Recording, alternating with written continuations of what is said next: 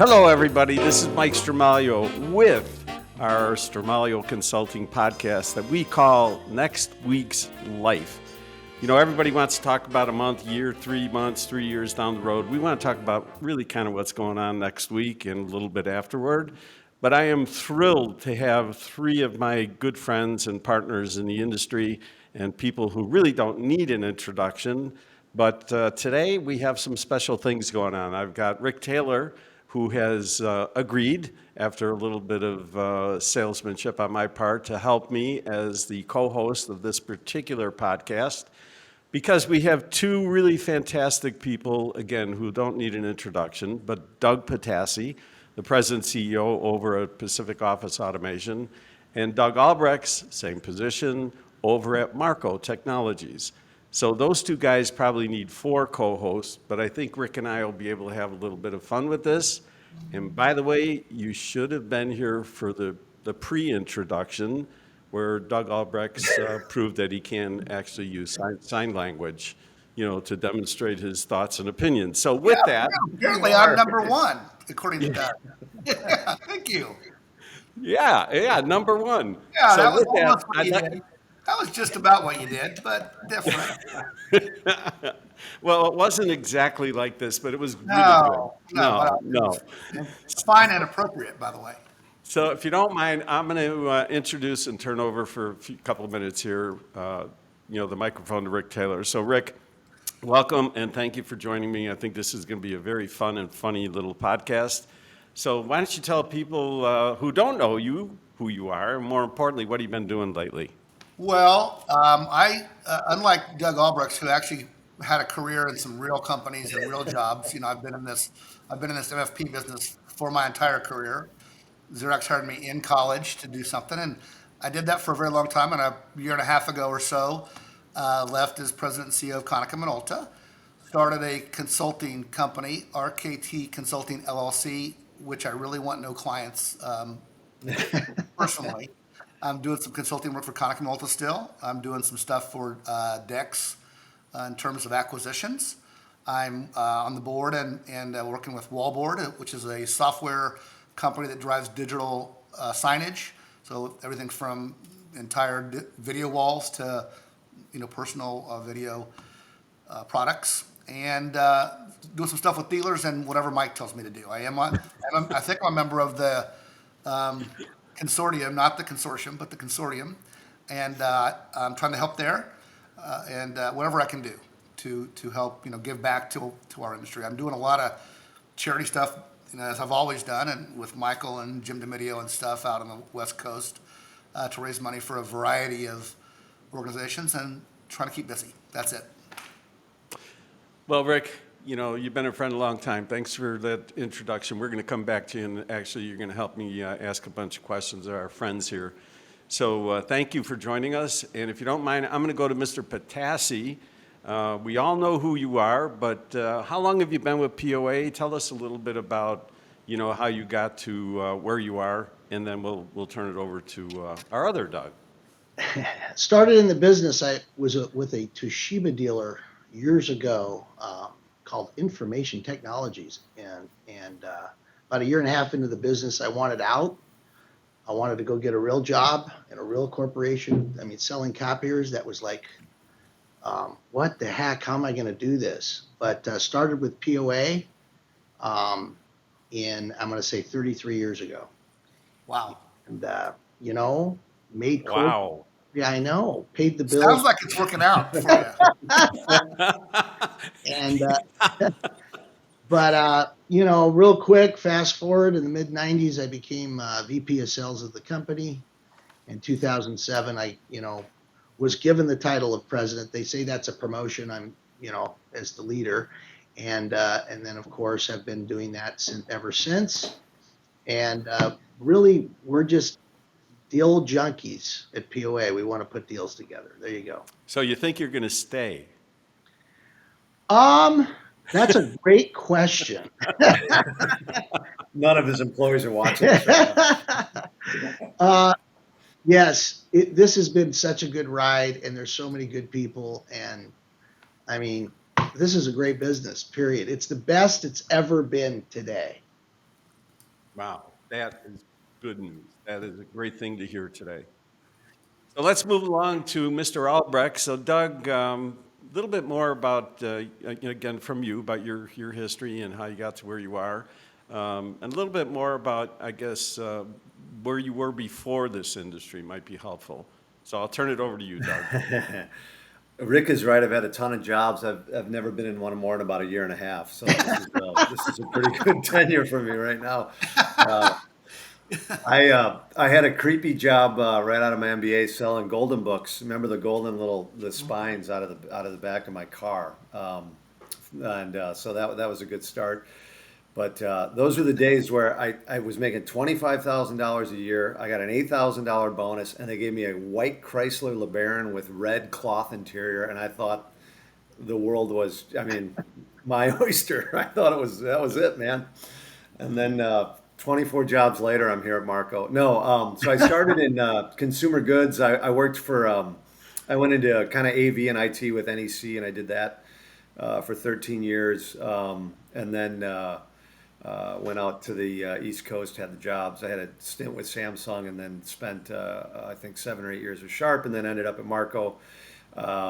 Real happy to be there. Started in 2019. So yeah, I'm coming up on 3 years on that, and I admire the 30 plus years, Doug and Rick. I know you've had a lot of longer stints, and I've had a few, but I think the industry has treated us all really well, all of us on this call really well, and I tell everybody that I know all the time that I'm very fortunate to be a part of it. So, but yeah, it's been a good career, good life. I have nothing to complain about, Mike. So do you share Doug Pitassi's enthusiasm for what's coming up? Oh yeah, absolutely. I think I just I think maybe I don't know if Doug feels the same way, but I think when you're a little bit bigger in scope, these things are bumps in the road, but they're huge opportunities to move and advance the business forward. And that's how we look at it. I mean, we're a $400 million business, and I think last month, I don't know what we've had this past month because we don't have the data because it's still a little early in June, but 400 and north of $400 million business sitting on almost 50 million of back orders, and we're almost billing. We're just still doing a little bit better than prior year. So when those back orders release, it's a hell of a growth year, and not just in IT for us, but in print. I think Doug's probably seeing the same things, and I've heard even talked to a couple of the smaller folks that are saying, that might have 30 million of revenue, they've got 8 to 10 million of back orders.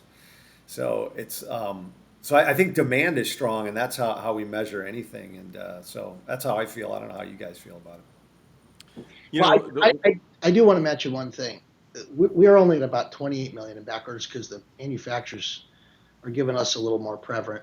I knew that was going to come. I knew that was going to appreciate that, Konica Minolta and the others. Yeah. Thank you. I am. Yes, Amerigo definitely told me he liked you better, Doug Pitassi. So I mean, that's how he's doing it. Whoever he likes. So we just dropped Konica, by the way, after that comment. Yeah. Uh-oh. Okay, so you slipped that one in, Doug. That was excellent. Good job. So a couple of quick things. All of you, I've known all of you for a long time. Of course, Rick and I go back really since the beginning. Stop. Yeah. So if you don't mind, Rick, I'd like to ask you to entertain a couple of questions. But before I do that, I find it interesting that all of you have this music left brain, right brain kind of thing. You're all hugely successful business people. I know Rick loves to sing. I know, Doug, you're heavy into your studio and your guitar playing and all. And Doug, you've got your own band and you do your thing. I'm kind of curious.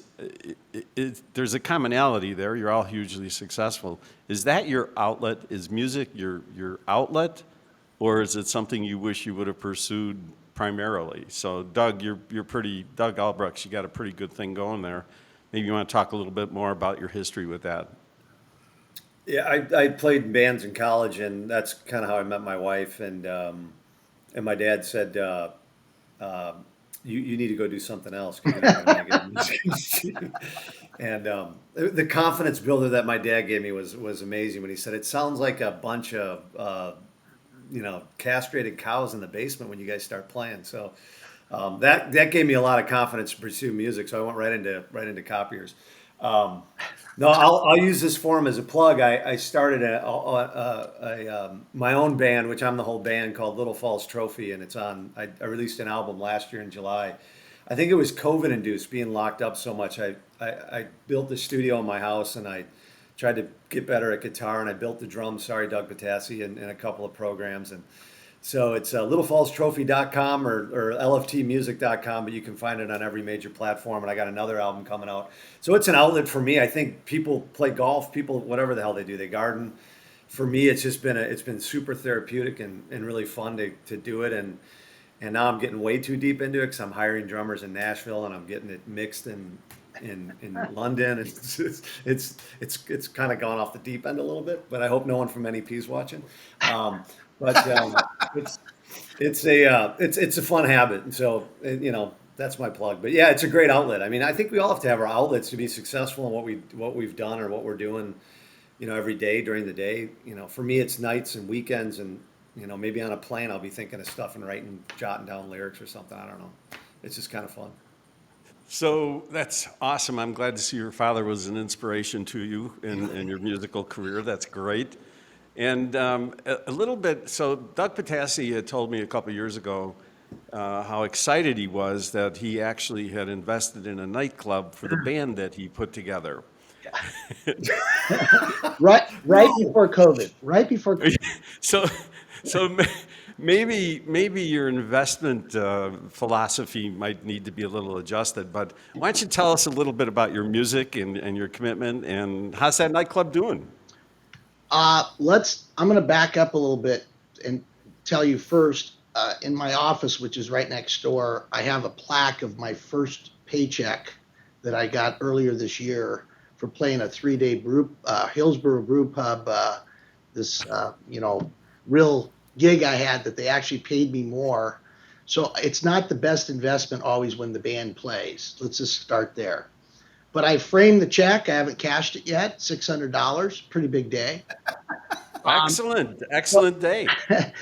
The good news is find a good job, make good money selling copiers, make enough money to find a band, buy the band. You just ask the drummer to go, take the gig. And that kind of, I used to joke about it, but it kind of happened. We formed a band. And yes, we talked about a venue. It's on hold. COVID put it there, and we're still debating because of Portland and the investment of it. But having said that, it's the best. I mean, getting together with the band and having that really is the fun in my life. And I encourage everyone to follow their passion. And really, the business has allowed me to step it up a little bit because I always have an audience. I can always, find, as long as you open the bar, there's an audience. So it's great. And Doug, we've had you drum with some fairly sophisticated entertainment over the years. I think you've been on stage with some bands that we've had to entertain our dealers a couple times. I know, Rick. I need those invitations. You held your own. It was awesome. Yeah. He sounded good to me. That's all that matters. He sounded good to me. If the band will let me play Mustang Sally, I am in great shape. Yeah. That's the song I know all the words to. So when you talk about my singing career, that pretty much covers Mustang Sally. That's about it. With Doug. So Doug Albregts, I think I was on stage with you one time at BTA, you and your guitar playing friend. And so I think I ruined that gig for you when I went up there and screeched next to you. But you and the professional guy sounded good. Yeah, well, I play bass in his band, but yeah, we got to do an industry thing again. We should. Hey, you know what? Let's do it at the next Executive Connection Summit. We'll pull the band together. You should do that. There's some other folks you could do, and without much, I think, difficulty, I think you could do that.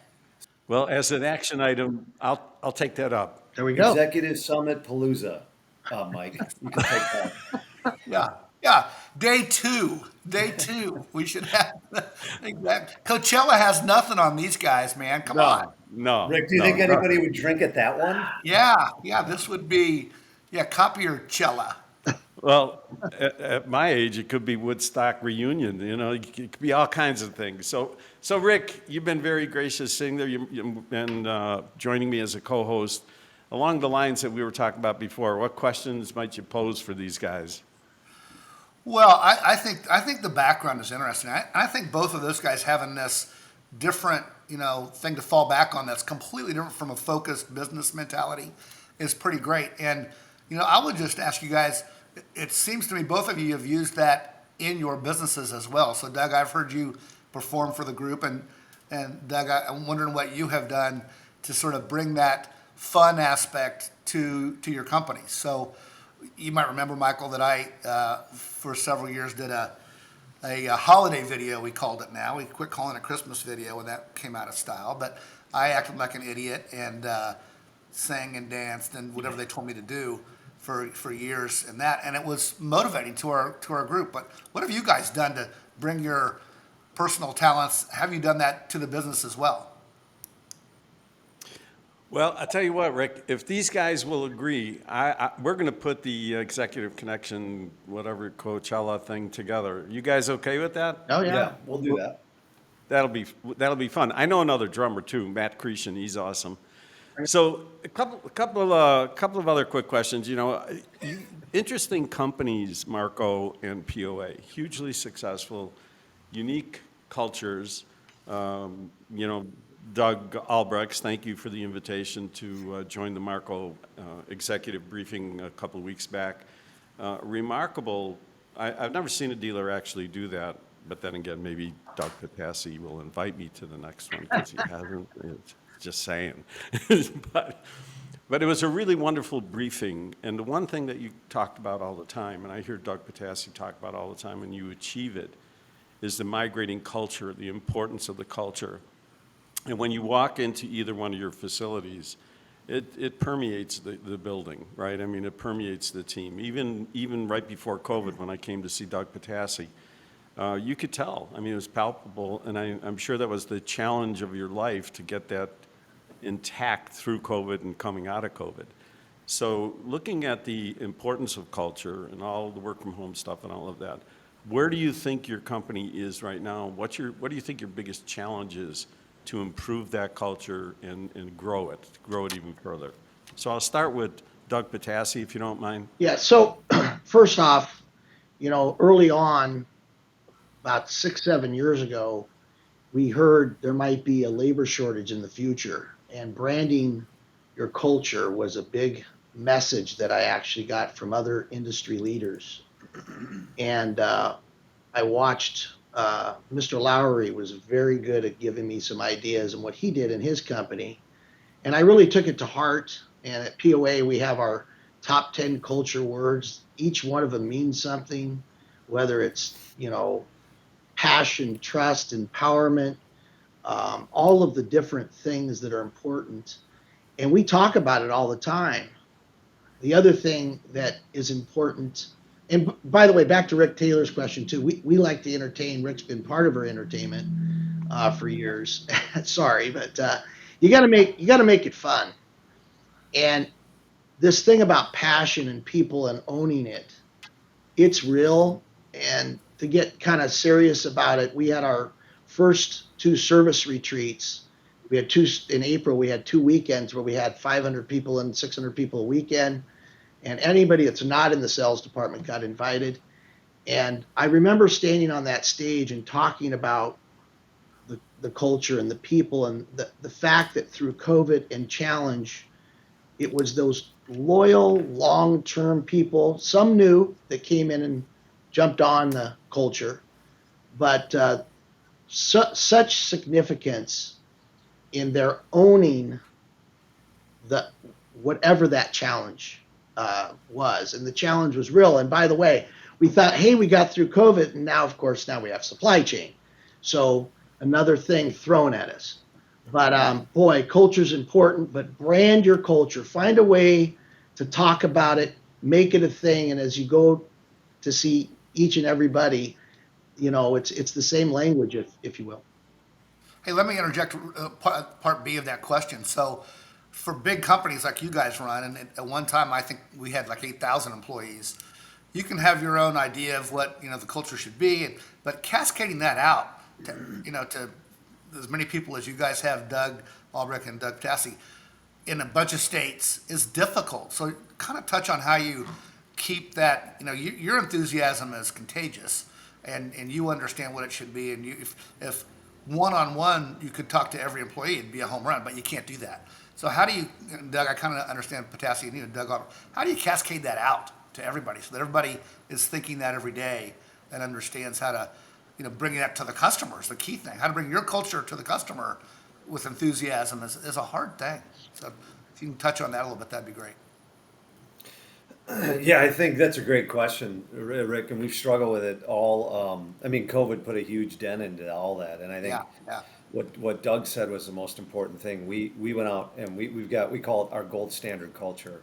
It's our gold standard program, and it's now something that we're doing every day, and it's built off of we talk about, we start with the employee experience, which we want to have a best in class client experience, and then we wrap our vendors and our communities into all of it. And that makes up our gold standard, right? So we invest back into our communities.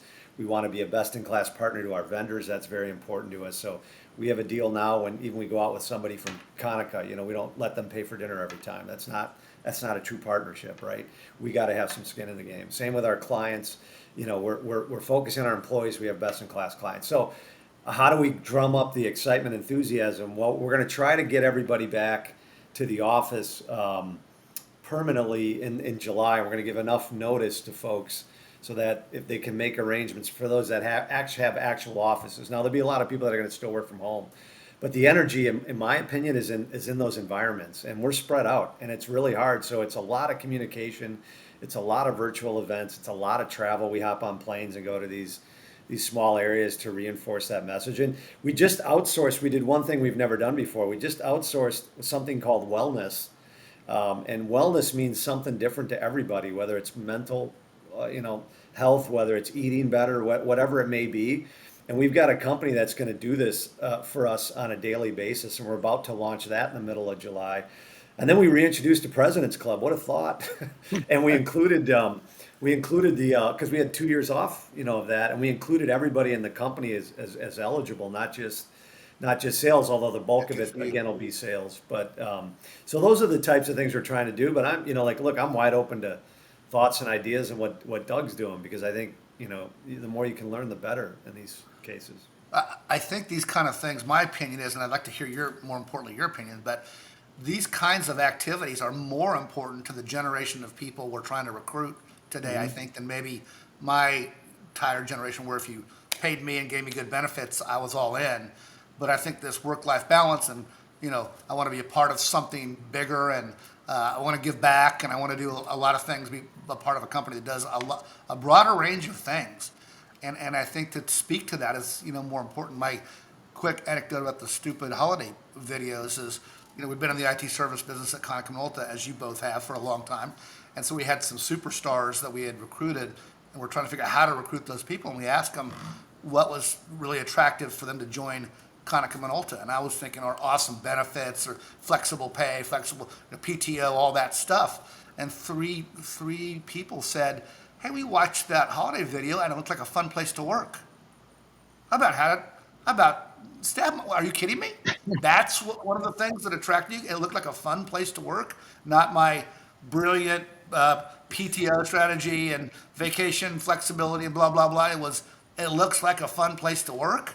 So if that's true, that's a sample size of 3 out of 1,000 or something. But that happened, and it made an effect on me. So I'd like to just add 2 things to going back to that culture thing for us too. On that, we brought, your people will tell you, if you ask, you bring your leadership together, they're going to tell you. And those culture words that we branded, we started with like 200.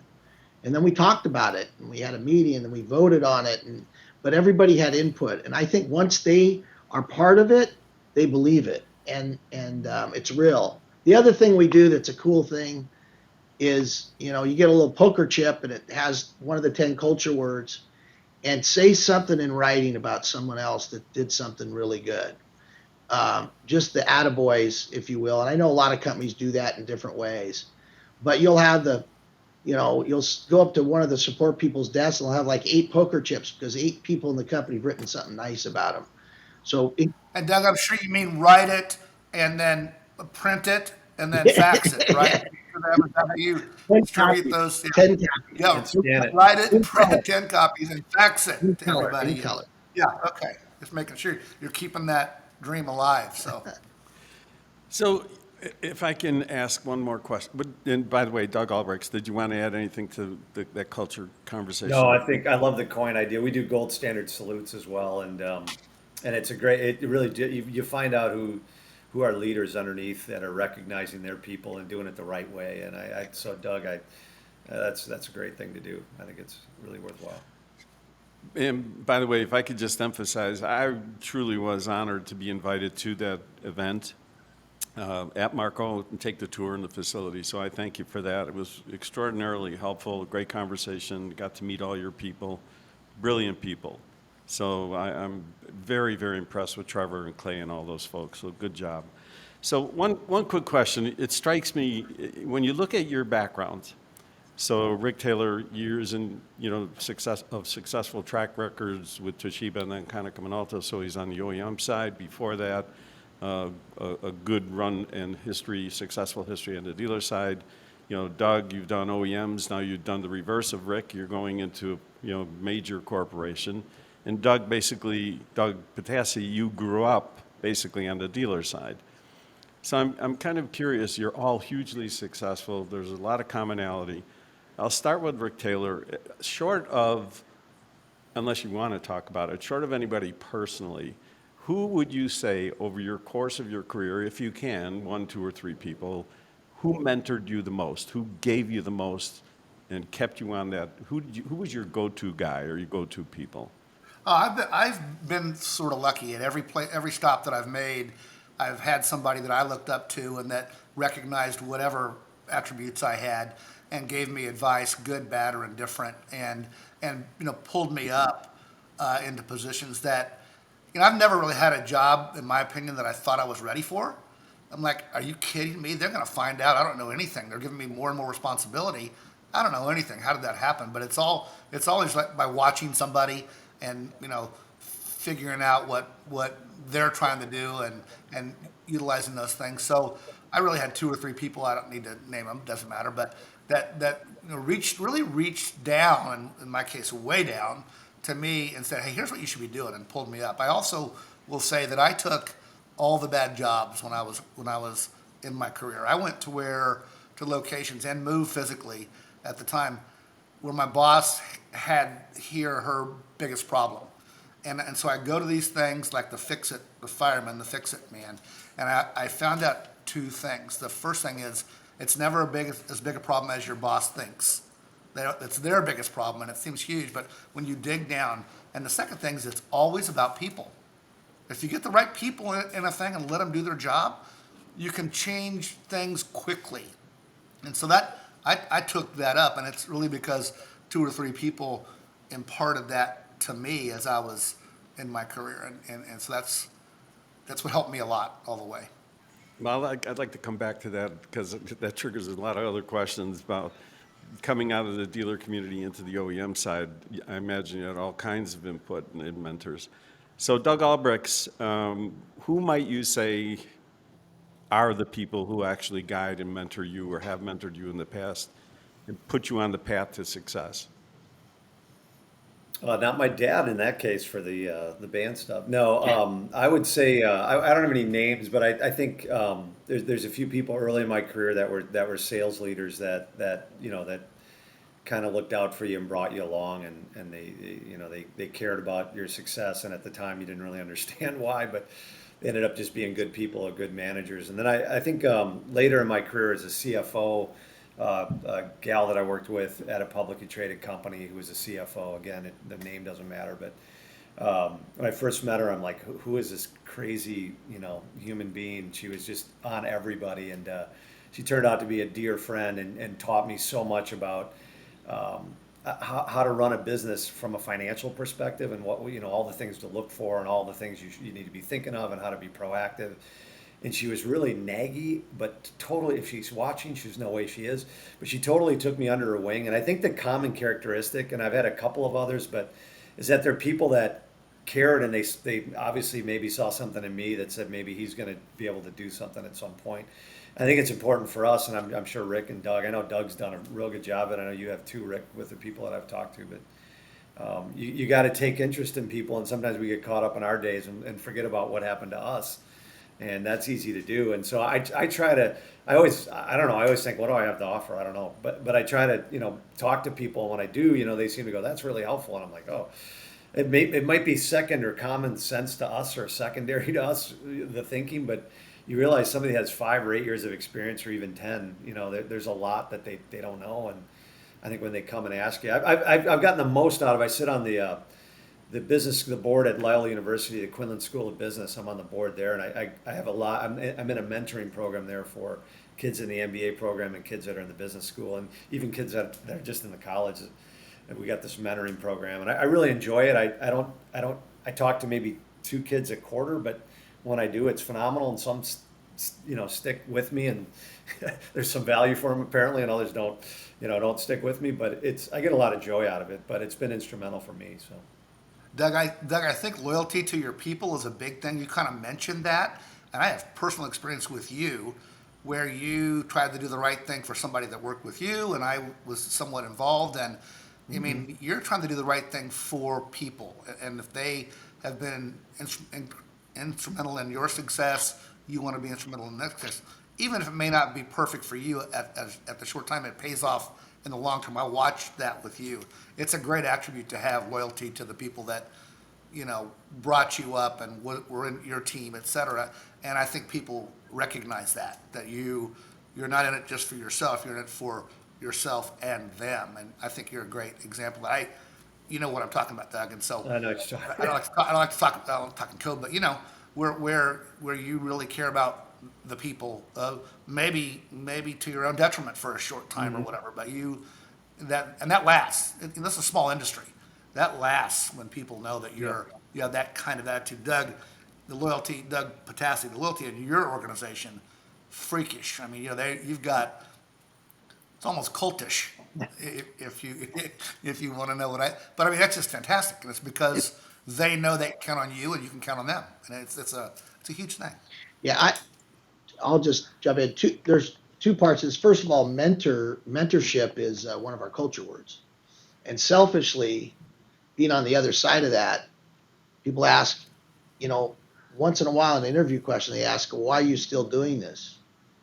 It's truly because to see someone come right out of college with a bunch of student loans, a bunch of debt, and teach them, coach them, train them. Yes, we sell copiers and printers and all that other stuff, but the reality is we're teaching them about creating a career for themselves and becoming skilled to give them a lifelong change, if you will. And that's what we talk about all the time at POA. So if you look at the other side of that, the person, I will say a name that comes to my mind, not only did Terry Newsom be a great mentor to myself over many years, and I hats off to Terry, but Mike Reardon was a big part of my everyday success and mentoring the industry. Yeah. He's the guy I could call and he would tell me, that's not a good idea, Doug.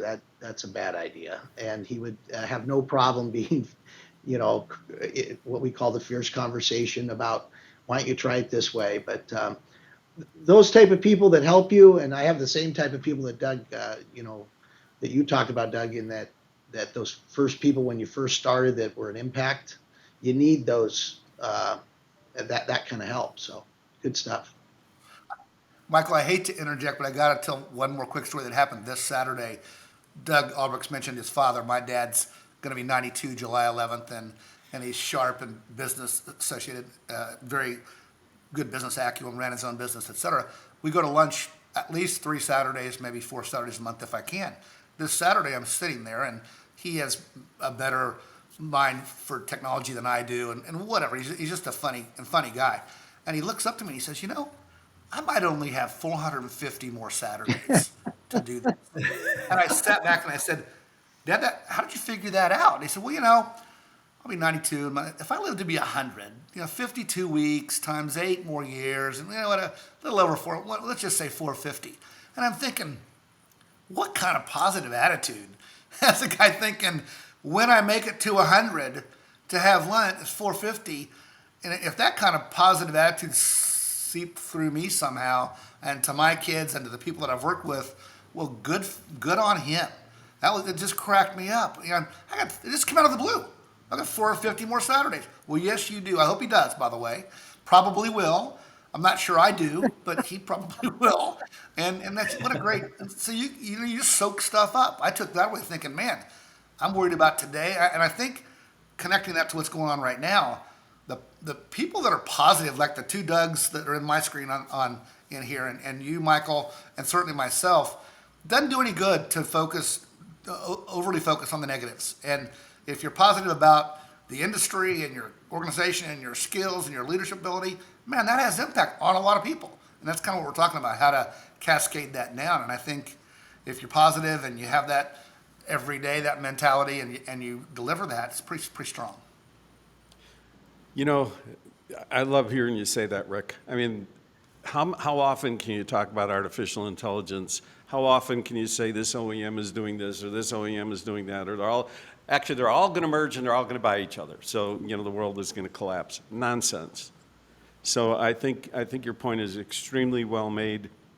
And both Dougs actually emphasize the future of their business. The one thing, it's funny, the simple things in life really become apparent. The older you get like me, the more I like simple. And the thing I like about you guys is that you're in extremely, and have been for years, in extremely important positions where people look at you, a head fake or a head nod, or somebody misinterprets a look, or maybe your thoughts are someplace else and you didn't hear them say hello.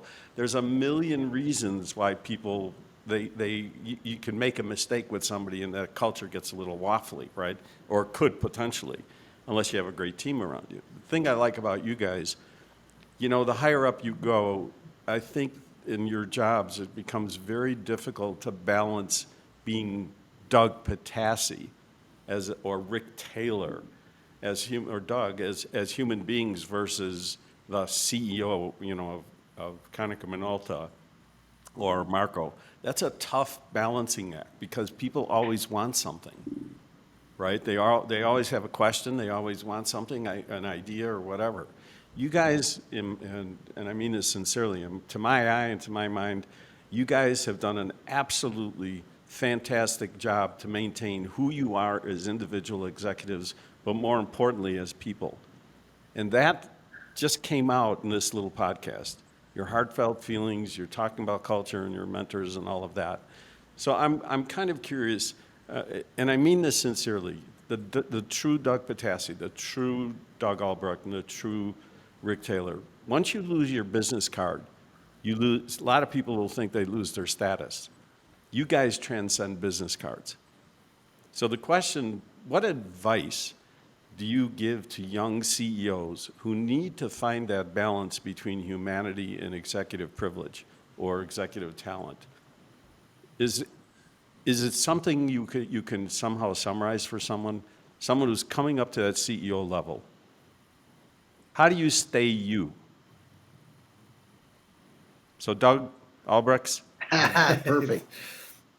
Damn, when he said Doug, I thought he was going to the Doug P.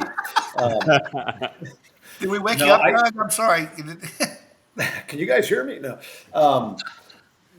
I think, I think what I admire, well, I know Doug and Rick very, very well, the other guys on this call, and they've enjoyed it every step of the way, and I think they've lived it and enjoyed it. You can see the joy when they do their job, and I think sometimes I internalize, I put all my own pressure on myself, and I think I look back on it, maybe I didn't enjoy certain things enough, and maybe I made decisions to leave something quicker than I would have if I hadn't done that. And I think, the grass isn't always greener in a lot of cases to do something different. So I think, enjoy it along the way and just, I mean, you got to have I mean, you never stop. For me, I never stop learning. I mean, I think I've gotten into this rut where when I'm in meetings today, if I'm not asking questions or if I'm not learning something, then it's probably ending a little quick.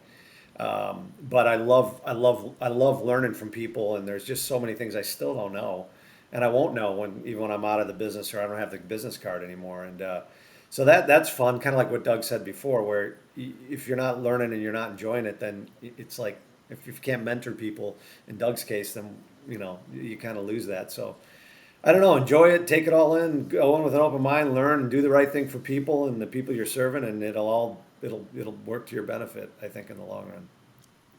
So we'll move to Doug Pitassi, then finalize with Rick, summarize with Rick. Well, first off, we did President's Club in Cabo in February, and I almost stayed.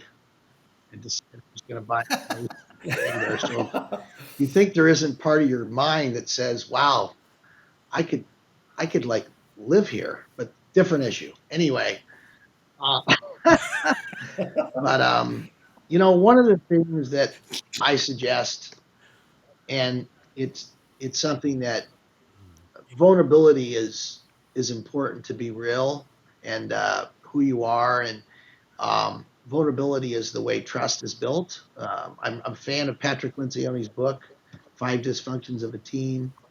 If you can build trust, and you do that really with having those real conversations with people. It can't be one person vulnerable. It's got to be two people vulnerable to figure out what's going on. And I do think that the other thing that I will also exclamation point is I always thank my people every time I come back from a meeting. If I come back from a national sales meeting or get together and I get to represent POA being a successful dealer and we've had some great um, recognition, if you will, man, I just tell my people over and over how honored I am to be in there, and that it's really them. I get to represent, but they're the ones that did it. They're the ones that work hard, or they're the ones that work hard every day and have earned that recognition. So I do think making sure that you give that back to your people as you succeed over time is really important. So Rick, same question for you. Well, I kind of said earlier that be loyal and be loyal to your people, and that gets loyalty back to you. I would also say this might speak to what Doug Albregts said. I think as a leader, you can't compromise your values, and so sometimes when you work for a Japanese company, you're asked to do stuff, and you don't believe in it, or it doesn't go along with what your values are, and you got to be willing to just say no. And if that costs you part of your career or your job or your personal compensation or whatever, you just got to do it. And I see Doug Albrecht shaking his head, and I've always been willing to leave or to. Yeah. I've always kind of thought that if I get fired Friday, I'll have another job Monday, so I don't care. And maybe that's why I don't have a job now. But you just can't compromise your own integrity and your own values, and people see that, and they understand that what you say is what you believe in, and that they can count on you, and so that kind of ability to do that, regardless of where it takes you, is really important. So understand what you're all about, what your values are, and live those. And if they're good for you, they're probably good for the company. Cascade those out, and I think you'll be successful. Lord knows if I can keep a job for as many years as I did, anybody can, clearly. Well, it's an interesting observation. I'm fortunate to know all of you. But the one thing that you act and you don't necessarily say is there's a level of humility and humor in you. And that somehow comes out. So no matter what position I've seen you in or whatever event I've seen you in, all of you on a stage with 5,000 people or in a meeting with 50 of Doug's managers, there's a level of humility and humor, and I think those two things are pillars, right, in making anyone a success, right, or helping your people or your company be a success. So I have one final question, and then I'm going to let Rick wrap this up. I'm very curious. what is your favorite Sinatra song? That that's me. That's my way. That's easy. Okay, we got My Way. What about you, Doug?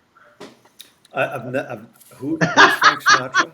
Okay, Yeah, I'm not that old. I don't even know. I mean, yeah, yeah. So, Doug, thank you for humoring me. The other two guys are just, we would say in the Italian neighborhood, you're a chooch. is that a And now mafia? they're gonna Google that, Doug. And I'm a pleasure to be one, to be honest. I really am. Thank you very much. Yeah, no problem. It's a compliment. In my neighborhood, it's a compliment. So we got My Way, and you guys are going to Google it. So, Rick, I'm going to turn it over to you, buddy, and take us home.